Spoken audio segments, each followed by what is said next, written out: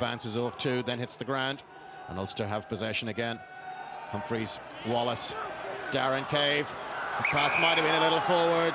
It was indeed. Whistle blows. Dan Toohey thought he might have been round for the try. He was a little bit ahead of Darren Cave there.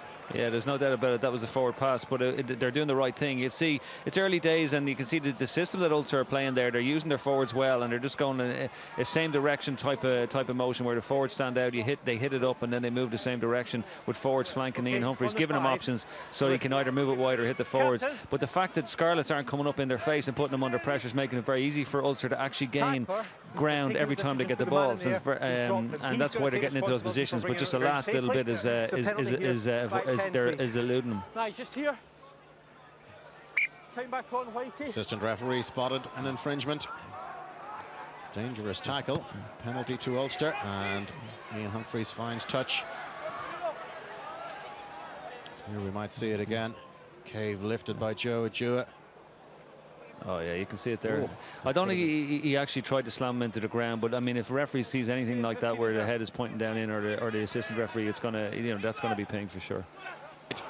Adjua across from the left wing, the right wing rather, into the line. He's stopped inside the 22. The Ulster players grabbing the ball. The referee was shouting that he was off his feet. Darren Cave is pretty sure he was on his feet. Let's hear what the referee's going to say. Okay, and they become more prevalent in this part of the field, okay? Have a word. He's not on his feet, okay?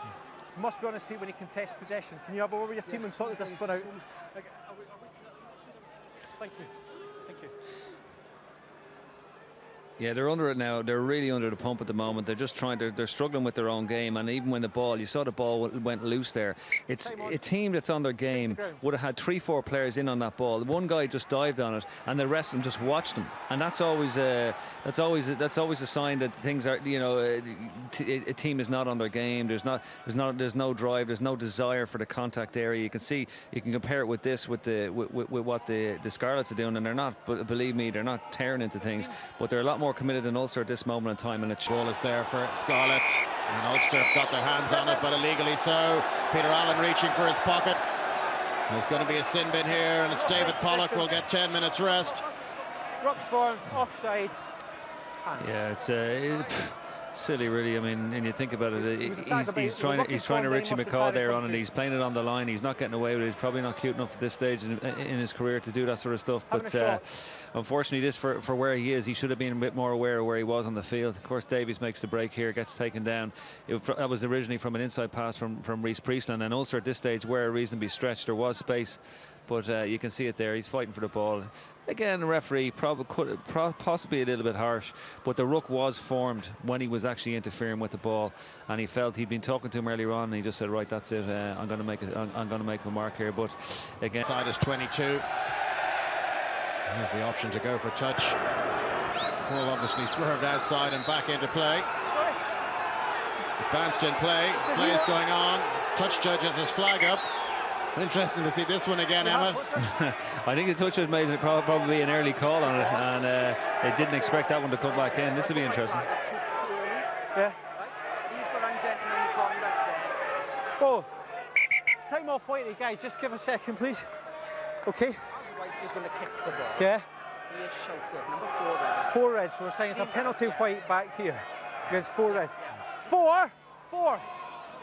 Get out of jail card for the touch judge. Yeah, well, I don't know whether that was made up or not, but obviously he obviously had his flag up for something anyway. But I think he might have got his call wrong. The ball. You've come in shouting, ungentlemanly conduct, trying to keep the man off. Okay, we'll go back for a penalty. Yeah, in 15. Interesting. Lou Reed, second row, ungentlemanly conduct for everything. That's what I meant to do on the second row. You should be hearing what's going on in the scrum, I'll tell you. We'll be putting this back three under pressure. You can see there, I mean, Dan Newton and Adjua, they're not very, very experienced players, and you can benefit and capitalise on just putting them under pressure. And if worst comes to worst, as is the case here, they still have position in the field, in the Scarlets, deep in the Scarlets territory.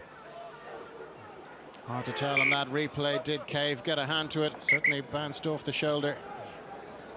On the wing, into contact. Ball is there a little bit looser. Ulster illegal this time. The referee was shouting at the Ulster 5, Ryan Caldwell, not to touch the ball. 5, he's coming from an offside position. Offside position. And disaster here for Ulster. Ryan Caldwell sent to the sin bin, 69 minutes on the clock. So he's gone almost for the rest of the game. Yeah, you feel it's really desperation here from Ryan Caldwell. You can see he's I mean, you can't do that. You can't do that. It's just the ball was quite obviously still in the ruck. It's a very, very silly error. I mean, a guy, he's an experienced player. He knows he can't be doing that. I mean, that's just letting the team down. Having said that, had he stayed on, had all things staying, you wouldn't expect him to win the game. But really,